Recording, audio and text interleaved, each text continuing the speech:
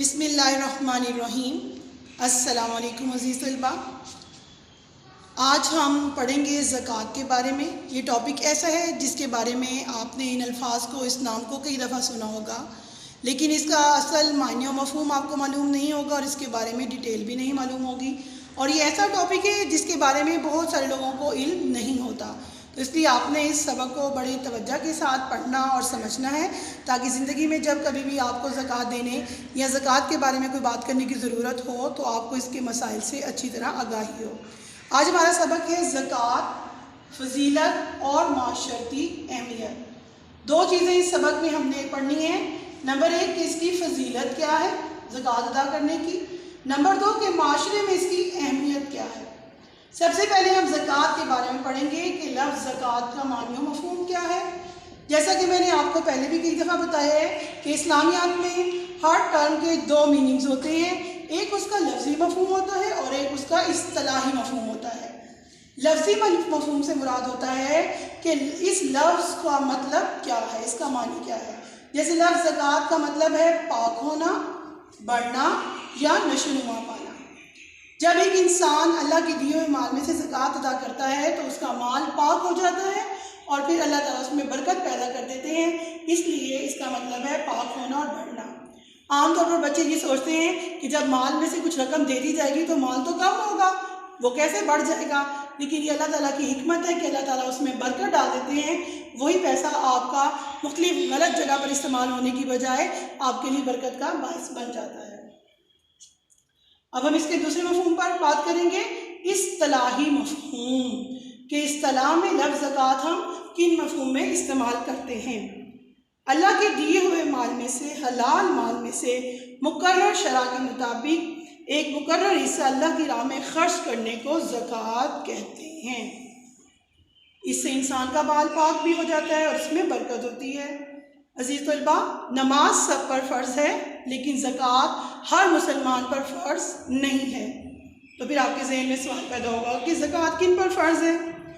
جی بیٹا، زکوٰۃ ان لوگوں پر فرض ہے جن کے پاس ایک خاص مقدار میں سونا، چاندی یا مالی تجارت ہو، اور اس خاص مقدار کو ہم نصاب کہتے ہیں۔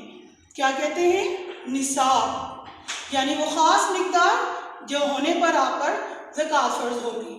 تو اس میں سونے کا نصاب ہے 7.5 تولے۔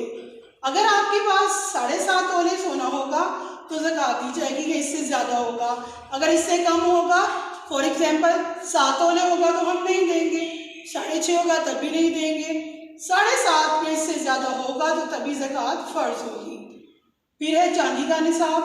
چاندی کا نصاب ہے 52.5 تولے، کہ جس کسی کے پاس 52.5 تولے یا اس سے زیادہ چاندی ہے تو اس کو زکوٰۃ کی رقم یا اس کو اس میں سے چاندی ادا کرنی ہوگی۔ مختلف چیزوں کا نصاب مختلف ہے، مال مویشی پر بھی زکوٰۃ ہوتی ہے، اس کا بھی نصاب مختلف ہے۔ پھر اب یہ بات ذہن میں آتی ہے کہ زکوٰۃ کس کو دی جائے، تو اسے کہتے ہیں مصارف زکوٰۃ، کہ وہ لوگ جن پر زکوٰۃ خرچ کی جائے۔ اس کا ذکر اللہ تعالیٰ نے سورہ توبہ میں کیا ہے اور اس کے 8 مصارف بیان کیے ہیں۔ ان میں سے سب سے پہلا مصارف ہے مفلس۔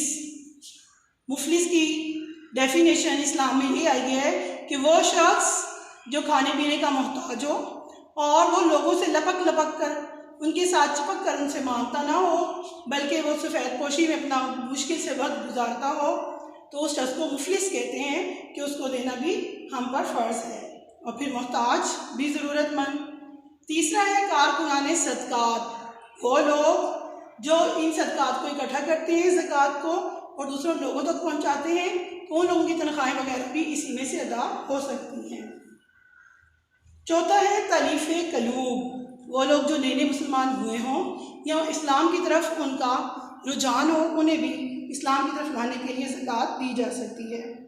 اور پانچواں ہے غلاموں کی آزاد کروانے میں۔ آج کل تو آپ کو پتہ ہے کہ غلام نہیں ہوتے تو اس پرپز کے لیے یوز نہیں کی جاتی، لیکن اس سے پہلے غلاموں کے آزاد کرنے میں بھی یہ استعمال ہوتی تھی۔ چھٹا ہے قرض داروں کا قرض ادا کرنے میں، کہ اگر کوئی شخص مقروض ہے، اس کے پاس رقم نہیں ہے تو ہم اس کی مدد کر کے اپنے زکوٰۃ کے پیسے سے اس کے قرض کو اتار سکتے ہیں۔ ساتواں ہے اللہ کی راہ میں، اللہ کی راہ میں کوئی بھی طریقہ ہو سکتا ہے۔ اور آٹھواں ہے مسافروں پر خرچ کرنا۔ جی بچوں، میں آپ کو یہ بتاتی جاؤں کہ مسافر سے مراد صرف کوئی غریب مسافر نہیں ہے، اس میں کوئی امیر شخص بھی ہو سکتا ہے جس سفر کے دوران کوئی ایسی حاجت پیش آ گئی ہے کہ وہ اب آپ کے پیسے کی اس کو ضرورت ہے۔ فار ایگزامپل اس کی جیب کٹ گئی ہے، اسے کرایہ دینا ہے، یا راستے میں کسی نے اس کو لوٹ لیا، اس کو گاڑی سے نکال کے باہر پھینک دیا، اسے اپنے گھر تک جانے کے لیے پیسوں کی ضرورت ہے، تو ہر وہ شخص ہر وہ مسافر کہلائے گا جس کو اس وقت ضرورت پڑ جائے۔ اس میں اس کا غریب، محتاج یا مفلس ہونا ضروری نہیں ہے۔ جی اب آپ کو یہ تو معلوم ہو گیا کہ زکوٰۃ کہاں کہاں خرچ کی جاتی ہے۔ اب ہے زکوٰۃ کی اہمیت و فضیلت، کہ زکوٰۃ کی اہمیت اور فضیلت کیا ہے۔ ایک سب سے پہلی بات تو آپ لوگوں کو خود ہی علم ہو گیا ہوگا کہ جب زکوٰۃ کا اچھا سسٹم ہوگا تو معاشرے میں کسی کو بھی کسی سے مانگنے کی ضرورت نہیں پڑے گی، اور یہ اللہ تعالیٰ کا نظام ہے۔ اللہ تعالیٰ نے کسی کو زیادہ دولت دی ہے، کسی کو کم، کسی کو اولاد دی ہے، کسی کو اولاد کی دولت سے محروم رکھا ہے۔ اللہ تعالیٰ کی ہر کام میں حکمت ہے۔ اسی طرح اللہ تعالیٰ کے مال دینے اور مال نہ دینے میں بھی حکمت ہے۔ اللہ تعالیٰ دے کر آزماتے ہیں کہ کیا انسان اللہ کی راہ میں خرچ کرتا ہے کہ نہیں، اور جن کو نہیں دی جاتی ان کا بھی دیکھتے ہیں کہ کیا وہ اس معاملات میں صبر کرتے ہیں کہ نہیں۔ زکوٰۃ کی اہمیت بہت زیادہ ہے۔ قرآن پاک میں اللہ تعالیٰ فرماتے ہیں سورہ بقرہ میں، وَأَقِیمُوا الصَّلَاةَ، اور نماز قائم کرو۔ آپ کو پتہ ہے کہ نماز قائم کرنے کا حکم قرآن پاک میں سب سے زیادہ آیا ہے۔ اسی حکم کے ساتھ اللہ تعالیٰ نے فرمایا وَآتُوا الزَّکَاۃَ، اور زکوٰۃ بھی ادا کرو۔ نماز پڑھنا اللہ کا حق ہے اور زکوٰۃ دینا اللہ کے بندوں کا حق ہے، اس سے ان کی مدد ہوتی ہے، ان کی دل جوئی ہوتی ہے۔